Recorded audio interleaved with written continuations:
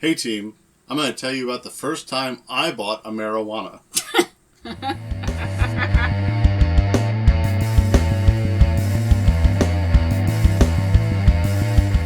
I was there. So I had smoked the ganja in high school, but it was never like a big thing. I never had a stash in the house. If someone else had it and passed me a joint, I'd probably take a puff or two if I wasn't driving, but it wasn't like my thing. I think up until my mid-20s, I got high maybe like 12 times total. You weren't going out to find a dealer or anything. It wasn't a weekend thing. I didn't know anyone's. I knew a few dealers, but they weren't my dealers. Yeah, you just happened to know what they were doing. Yeah, which is good and bad. Yeah. But yeah, I never like bought weed or like had a bong or anything like that. So then, weed started legalizing across the United States. The phrasing makes it sound like weed went out and made things legal. Weed started becoming legalized. Yeah. across these United States, at least on state levels, because federally it's still like heroin for bad reasons. But anyway, racism. So the state that we live in was like they had passed whatever it was to legalize it, but the stores weren't open yet. Right. So everyone just goes to neighboring state to buy their weed. Mm-hmm. And we happened to be in neighboring state for my cousin's wedding. And we had the day because the wedding wasn't till evening.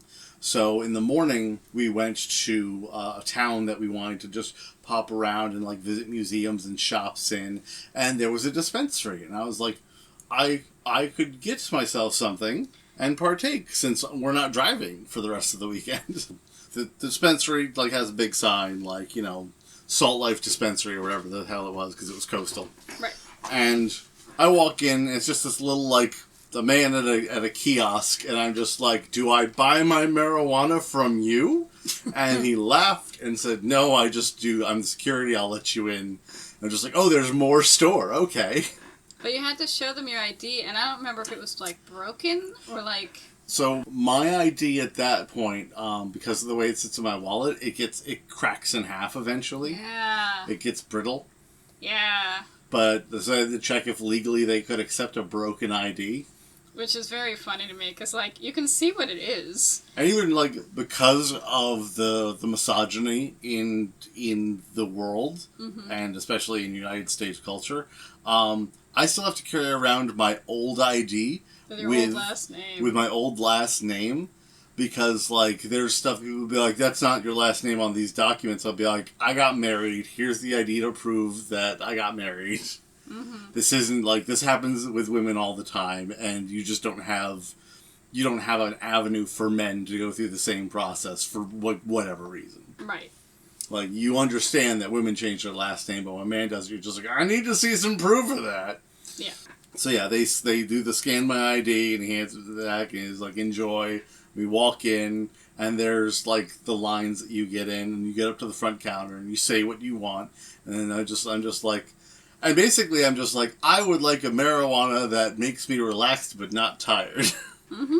And they're just like, okay, man, and like, I would like an edible, because I'm quit smoking. I don't want to go back to smoking anything.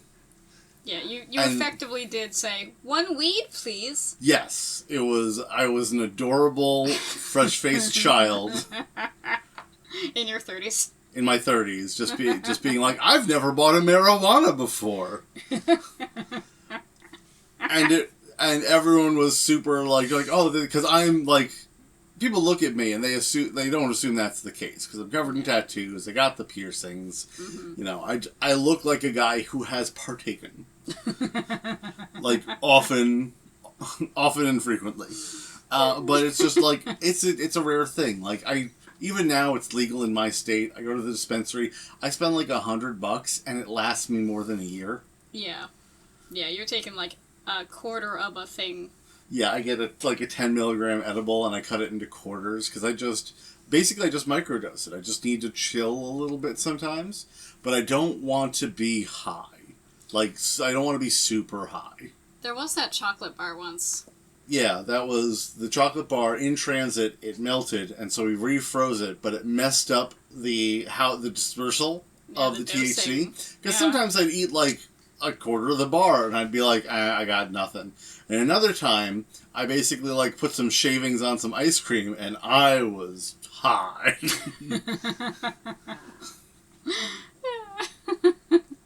And at this point, I've had, now that it's legal and edibles are like very much more readily available. Mm-hmm. Like I probably, get high more now than I did in high school.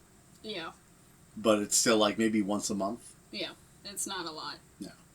And sometimes it's a little more than you meant to, like when we went to Chicago. We went on vacation to Chicago, went to a dispensary, and I picked a beverage not realizing it was 10 times my normal dose. Mm-hmm. Realizing that when we got back to where we were staying, I was like, I'll just do, because it was a drink, I was like, I'll just do half a shot glass of it.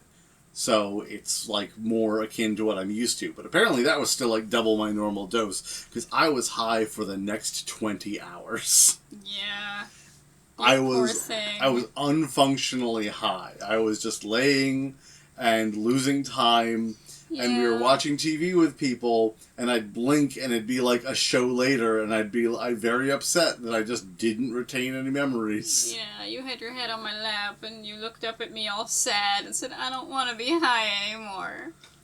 Yeah. Because, oh, my baby. At first it was fun. At first we were watching something and you get through the giggly phase, and then like 4 hours in you're kind of just like, no, I want to be able to complete a sentence. Oh. I do not partake. I lived with drug dealers for like a year. It ended really poorly for me, not because of that, just in general. But even then, like, I got bullied into, like, they wanted me to partake. And that just made me double down. It's like, I took dare. Just...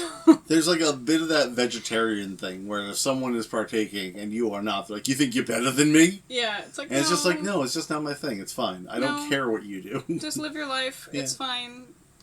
I have so many things wrong with me and so many allergies to things that are all natural. Like, I don't want to do another thing. Just, I'm fine.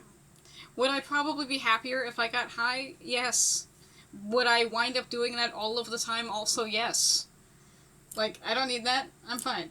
I don't know, because you like once a year you like, I want some strawberry wine, and we get you some strawberry wine and you have half a cup and then that's it for the year. Right. So I don't like getting drunk, and I don't like that's the thing, is I don't like the feeling of not being totally in control at all times. Understood. It makes me panic. Understood. Even anti-anxiety medication I tried to take, and it made me panic. Because my body went, wait, what's forcing me to relax? And I responded. That's the trauma. It's not supposed to work that way. No. I wound up, she prescribed me half a pill of Benadryl for when I needed to chill out. That's not entirely, like, you don't want to take Benadryl all the time. That's not good for you. No. So I guess the point of our story is, don't do drugs unless you do. Yeah, if you want to, and it's your choice, it's your body, your choice. It's not negatively affecting your life. Mm-hmm. Some drugs are okay sometimes. And don't pressure other people into doing things they don't want to do. It's all about consent, you know? Yeah.